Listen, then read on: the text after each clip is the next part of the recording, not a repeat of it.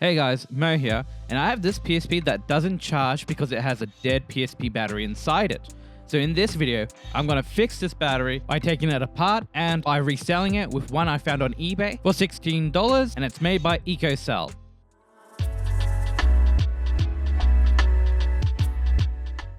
My PSP has a dead original battery.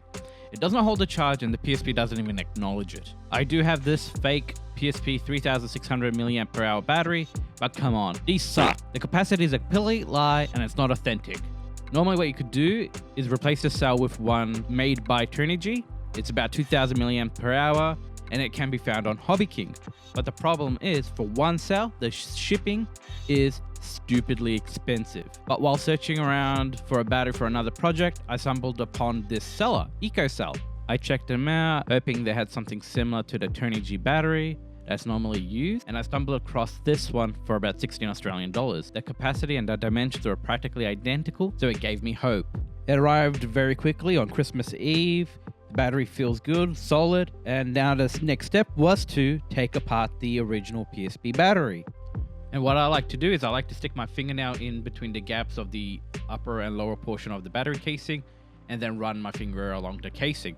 Sometimes the glue might be tough, so I try to squeeze the battery casing in order to break the bonds between the upper and lower portion of the battery casing. I've also seen people use the iPod Classic opening tool in order to get these open. Now here's one I prepared earlier. Normally there's 4 pieces. The one missing is the battery cell, which I removed earlier. Looks like the battery cell fits, but for a better fitment, I am going to remove the battery management system. I've seen people leave these on and attach them to the original PSP battery management system, BMS, but in my opinion it's just a waste of space, especially since the PSP's BMS is just an advanced version of the BMS found on this cell. Now to remove the BMS, I had to get rid of the taping just so I could better and safely disconnect the BMS.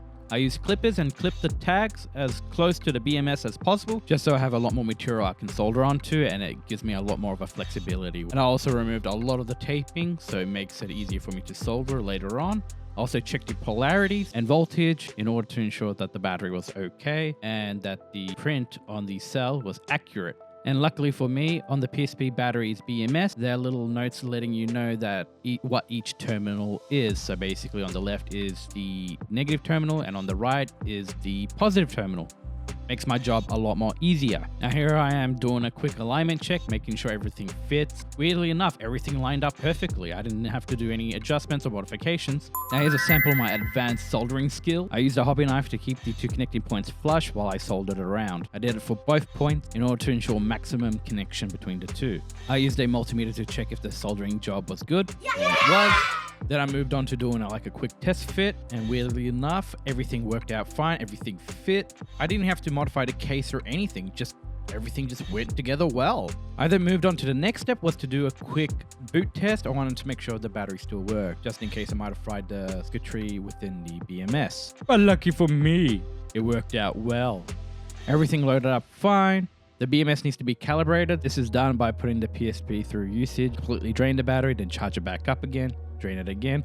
This gives the BMS a better understanding of its true potential, its capability. With everything working so well, I decided to glue the casing together. I just used regular SuperGlue and I applied fine amounts of it. I just didn't want it leaking out of the side and ruining the overall look of the battery.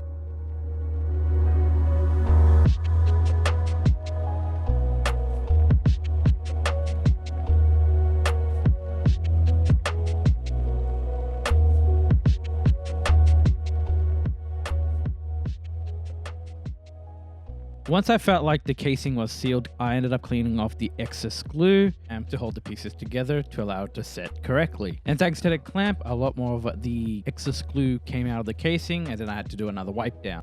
And after it was clean, I gave time for the glue to cure.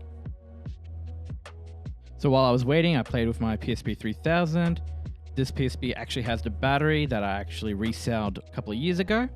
And I played a bit of my favorite PSP game, Shin Budokai 2. Now comment down below, what is your favorite PSP game? I'm a huge gaming nerd, and over the years I've collected a diverse range of consoles and handhelds from Sega to Sony. And if you enjoyed this video, don't forget to like, subscribe, comment down below if you're interested in seeing more of my collection of gaming gear, and maybe in the future I'll make a video of me showcasing of what I have. I gave it 24 hours to cure. It looks like it's ready. It's holding nicely. The bottom needs to be worked on a bit, maybe a bit of sanding. I popped the PSP battery back in. I just wanted to see if it still worked, and I wanted to see what the charging situation was. Was it at full capacity or was it at 80%, so forth? It boots. What I noticed about the hours left, the time remaining, that it was fluctuating a lot. So this showed me that the BMS wasn't calibrated properly, so it will take a few more charging cycles in order to fix that. So the obvious next step was to actually put it on charge. I need this thing to be at 100% in order to do a complete drain. The PSP battery is working, as it is being recognized, not only that it's fully charged, but there's an actual battery attached to it. Great news! It will take some time for the BMS to calibrate, and I won't be showing that in this video. This project was a success. I successfully brought a dead battery back to life.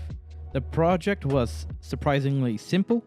I think the most difficult aspect of this project was separating the PSP battery casings without damaging them. And the second most difficult aspect was to actually finding a battery that would fit inside the case. I honestly hate relying on these fake aftermarket PSP batteries a lot. Thanks for watching. Like and subscribe, and comment down below with any batteries you may have used that fit inside the original PSP battery housing.